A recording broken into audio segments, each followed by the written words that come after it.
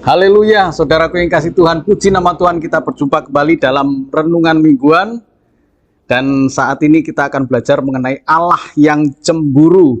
Dibuka di dalam Nahum 1 ayat 2. Dikatakan demikian, Tuhan itu Allah yang cemburu dan pembalas. Tuhan itu pembalas dan penuh kehangatan amarah.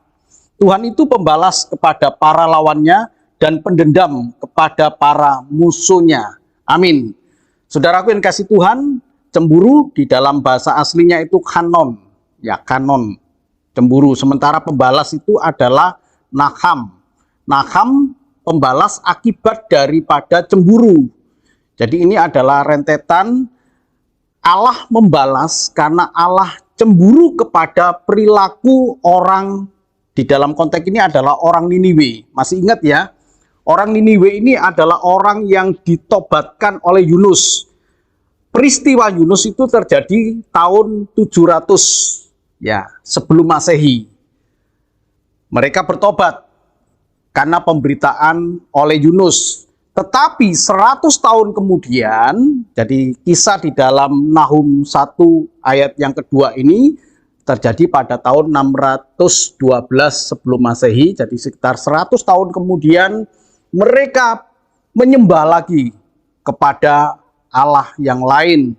Mereka menyakiti hati Tuhan dan kemudian mereka bertindak secara kejam kepada orang-orang pada saat itu ya. Jadi mereka saling tidak mengasihi sehingga Tuhan kemudian murka. Ayat ini kemudian berkata Allah itu cemburu. Nah, saudaraku yang kasih Tuhan, persoalan dalam hidup kita ini ketika kita menghadapi kesukaran hidup, kita berkata, apakah ini karena kecemburuan Tuhan kepada kita, karena perilaku kita yang salah, atau karena kita ini memang menghadapi keadaan yang sama seperti orang lain yang benar. Jadi orang yang benar pun juga mengalami kesukaran hidup. Jadi ini menjadi satu kerumitan dalam kehidupan kita untuk kita bisa mengartikan apakah kesukaran ini karena kecemburuan Allah kepada kita. Kenapa cemburu? Karena kita berbuat hal yang menyakiti hati Tuhan. Sementara Tuhan sudah berbuat kasih kepada kita. Dalam hal konteks dalam orang Niniwe, Allah menunjukkan kasihnya kepada orang Niniwe. Ya, dengan tidak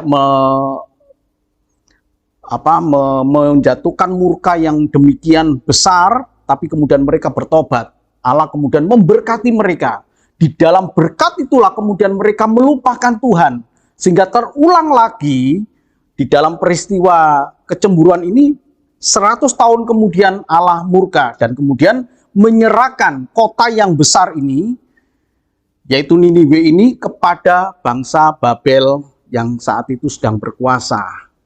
Bukan hanya Babel saja, tadi ada bangsa, yaitu bangsa Median dan kemudian bangsa satu kelompok kecil suku yang kemudian mengalahkan Niniwe ini, yaitu Skit. Jadi ada 3. Betapa Tuhan murka sehingga kelompok kecil yang bernama Skit ini juga mampu mengalahkan kota besar Niniwe itu. Karena Tuhan cemburu. Jadi kecemburuan Tuhan sebenarnya bisa kita artikan bahwa itulah bentuk kasih sayang Tuhan kepada kita. Jadi kalau kita dosa dan kemudian kita tidak menyadari kesalahan kita, Tuhan itu cemburu. Karena kita ini milik Tuhan. Dan kemudian Tuhan membuat hidup kita dalam kesukaran.